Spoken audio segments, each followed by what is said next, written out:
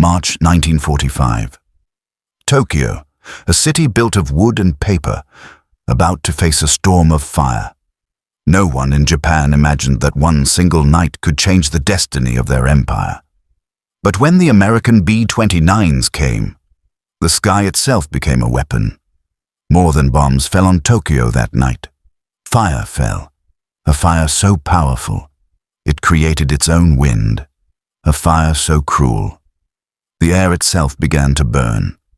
This night would be remembered as Operation Meeting House, the deadliest air raid in human history. In early 1945, the Pacific War had turned against Japan. American forces had captured islands close enough to strike the Japanese homeland: Saipan, Guam, and Tinian. From these islands, the new B-29 superfortress could reach Tokyo. Japan refused to surrender. So the United States decided if Japan would not stop the war, America would stop Japan's ability to make war. Tokyo was not just a capital. It was the industrial heart, the political center, and the emotional soul of the empire. More than 7 million civilians lived there, packed inside wooden homes, standing shoulder to shoulder in narrow streets. One spark could burn a neighborhood. Thousands of sparks could destroy a city. A new commander arrived in the Pacific, General Curtis LeMay, a brilliant strategist, but a man willing to use terrifying force if it meant saving American lives. He made a new plan: low-altitude night firebombing. No more high-altitude precision, no more small, careful targets. From now on, America would burn Japan's cities. The weapon chosen was the M69 incendiary bomb. Inside it, jellied gasoline, napalm, and burning phosphorus. When these canisters burst, hundreds of small firebombs scattered into every direction, crawling inside homes, clinging to anything they touched. One cluster could destroy a block. Thousands could destroy Tokyo. March 9th, 1945. 9 p.m. Tinian Island, the launch point. Hundreds of American crewmen climbed into their B-29 superfortresses. Pilots checked engines. Bombardiers reviewed Tokyo's districts. Their mission was simple: burn the city to the ground. At 10 p.m., the engines roared. One by one, 334 B-29 bombers rose into the night.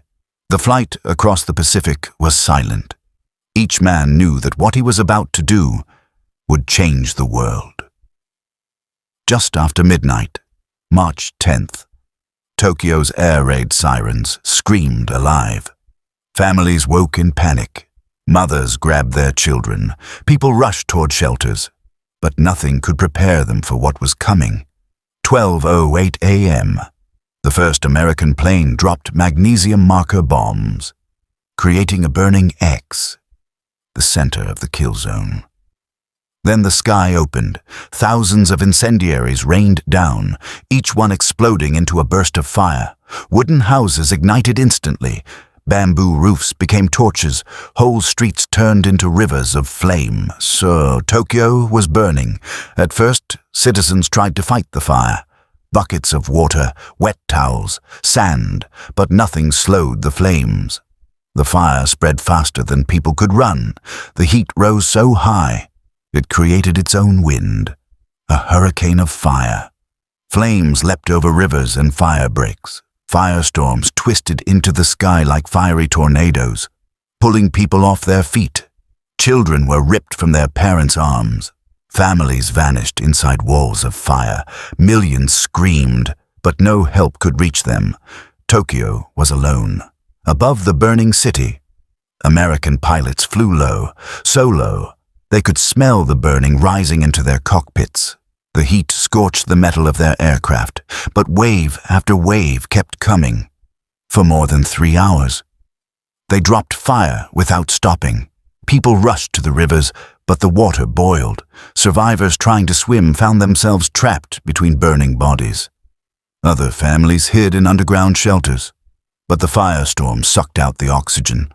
Shelters became ovens. The pilots in the sky watched the horror below.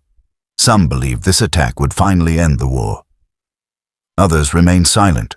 One pilot later said, "I didn't see houses. I saw targets. But at night, when I closed my eyes, I saw the people." By 3 a.m., the city was a sea of flame. Tokyo did not look like a city anymore. It looked like the surface of the sun. But the worst was still to be seen at sunrise. Part 2. The morning after Tokyo burned. The fires of March 10th kept burning long after the B-29s returned to base. When daylight finally pierced the smoke, Tokyo revealed an almost unrecognizable landscape. Reconnaissance photographs showed continuous black patches across the city. Entire neighborhoods that had thrived the night before were reduced to grids of ash. Rail yards, communication centers, warehouses, and small workshops, the fabric of daily life and of war production, lay in ruins. Initial American after-action reports recorded the physical scope quickly. More than 16 square miles of Tokyo had been consumed. Over 100,000 buildings were destroyed. Estimates of the dead varied immediately, driven by chaos and limited means of counting. Early counts reported tens of thousands killed. Later researchers placed the death toll for that single raid in a range between 80,000 and 100,000 civilian fatalities, with many more injured and displaced. The human numbers told only a part of the story. There was also the immediate breakdown of infrastructure. Railways that supplied food and fuel to the city had been severed. Gasoline and coal distribution networks collapsed. Street-level utilities failed. Hospitals were damaged or full beyond capacity. Fire brigades, overwhelmed by the scale and intensity of the blazes, could not reach many neighborhoods. Civilians trapped in shelters or underground found their oxygen consumed by the firestorm's violent draft. The local administration quickly lost control of basic civil order. News of Tokyo's physical destruction reached other Japanese cities within days. Panic accelerated the flow of refugees outward from the capital. Wherever trains could still run, they carried bedraggled families clutching whatever possessions they could salvage. Urban populations, accustomed to city life, now faced the immediate and brutal challenges of survival. Shelter, food, water, and health care in towns that had not been prepared for massive influxes. Politically, the raid unsettled the Japanese cabinet. Official propaganda initially minimized the scale of the disaster, while urging citizens to endure. Government bulletins described the attacks as temporary misfortune rather than strategic failure. The military high command attempted to maintain morale and to maintain the narrative of ultimate victory. Behind closed doors, senior officials confronted a more practical reality. Tokyo's destruction reduced production capacity, disrupted command and control, and undercut essential civilian morale. The operational goals that had driven the night raid became clearer in the weeks that followed. General Curtis LeMay and his staff argued that the destruction of urban worker housing and the burning of light industry would impede Japan's ability to sustain prolonged conflict. American planners viewed the campaign as an extension of strategic bombing doctrine, not merely to kill or terrify, but to degrade the enemy's capacity to wage war by damaging the production base, the transport network, and the civilian workforce engaged in war industries. In the United States, the reaction was mixed and immediate. Many military leaders and political figures framed the attack as necessary and decisive. They argued that the firebombing would hasten Japan's collapse and thus save Allied lives that would otherwise be lost in any invasion of the home islands. Air Corps reports emphasized the unparalleled effectiveness of the low-altitude incendiary tactics and the M69 clusters. Bomber crews, who had observed the firestorms from their formations, described the raids as tactical successes of devastating precision. Among air crews, the emotional response ranged from relief and grim satisfaction to unease. Some crew members who had seen island fighting welcomed a method that might shorten the war and prevent further invasions. Others, confronted by the scale of civilian casualties and the imagery of burning neighborhoods, experienced moral conflict. The voices of returning crews reflected a complex mixture: the professional pride of mission success, the fatigue of extended operations, and, for some, the weight of witnessing devastation on a scale scarcely imagined.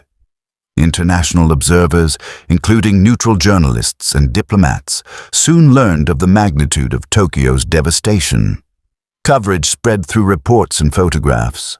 The raid became a practical demonstration of how strategic air power could reach and reshape the heart of a modern national capital.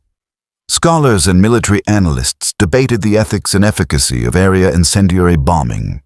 These debates would continue for decades. Japan's subsequent decisions confirmed that the raid had strategic effect. Rather than capitulation, however, the immediate response focused on dispersal and survival. Urban factories were moved, when possible, to smaller towns or to underground locations. Civil defense procedures were revised, but nothing could fully reverse the material losses already imposed. Japan's industrial output and its population's capacity to support war logistics were weakened significantly. Operationally, the United States continued the bombing strategy. Over the next months, American forces conducted repeated incendiary attacks on a wide range of Japanese cities, selecting densely built wooden urban areas to maximize firestorm potential. The campaign's results were consistent: massive urban destruction, severe civilian casualties, interruptions to industrial production, and a deepening sense of desperation within the Japanese population. The cumulative effect of these raids over the spring and summer of 1945 became a mounting problem for Japan's centrally organized war economy. The transportation network, rail, road, and port, was increasingly fragmentary.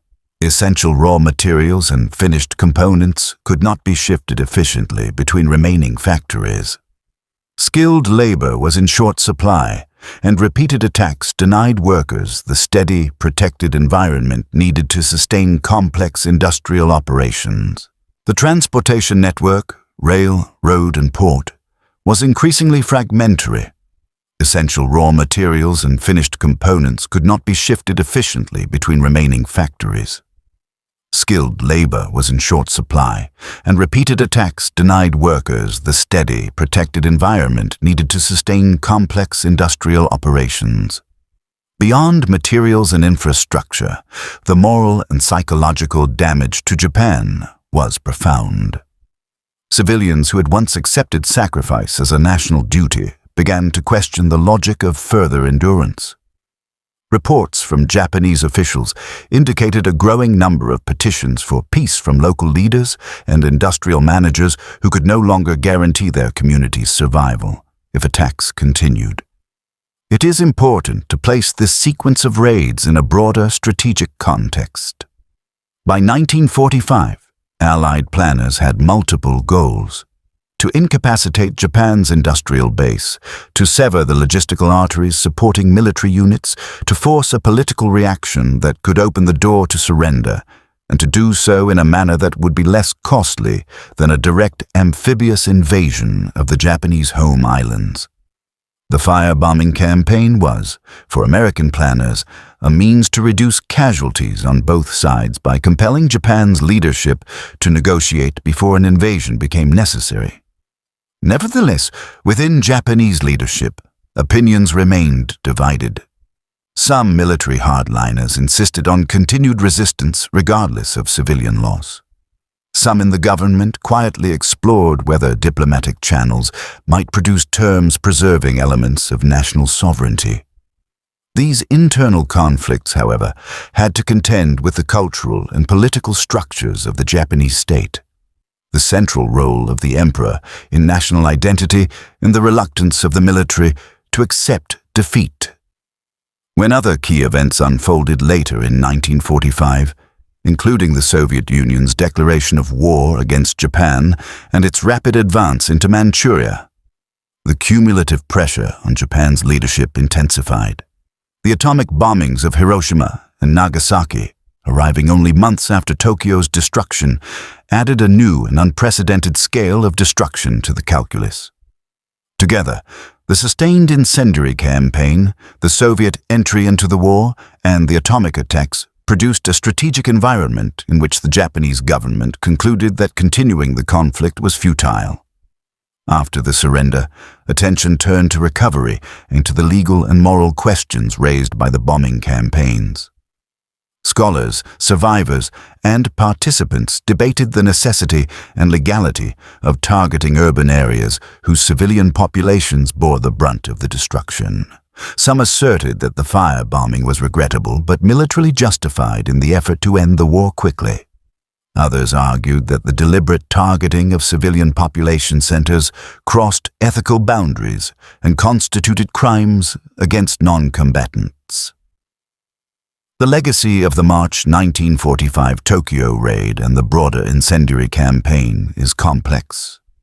On the one hand, historians and military analysts credit the tactical effectiveness of the low-altitude incendiary method in disrupting the enemy's industrial capacity and in contributing to the end of hostilities without an Allied invasion. On the other hand, the human cost, particularly among non-combatant urban populations, created long-lasting wounds and a global conversation about the limits of strategic bombing policy. Culturally, Tokyo's post-war rebuilding transformed the city's identity. From the ruins, a metropolitan redevelopment unfolded over decades, a process driven by international aid, domestic policy changes, and a population determined to recover. Memorials, survivor accounts, and historical studies have maintained the memory of March 10th as a pivotal and tragic moment in modern urban warfare. Technically, the raid and the ensuing campaign influenced post-war military doctrines. Analysts examined the means by which air power could be applied to strategic effect, leading to debates about precision bombing versus area bombing, the role of civilian infrastructure in wartime economies, and the responsibilities of policymakers and military commanders when directing operations that will almost certainly produce massive civilian casualties. In the end, the story of Tokyo's firestorm is a story about modern war itself, its capacity to destroy entire ways of life in hours, to alter the course of nations, and to raise moral questions that do not fade with time. For those who lived through March 10th, 1945, the night is burned into memory. For those who study it, the raid stands as a critical case study in the extreme application of air power and the consequences, political, moral, and human, of fighting a total war.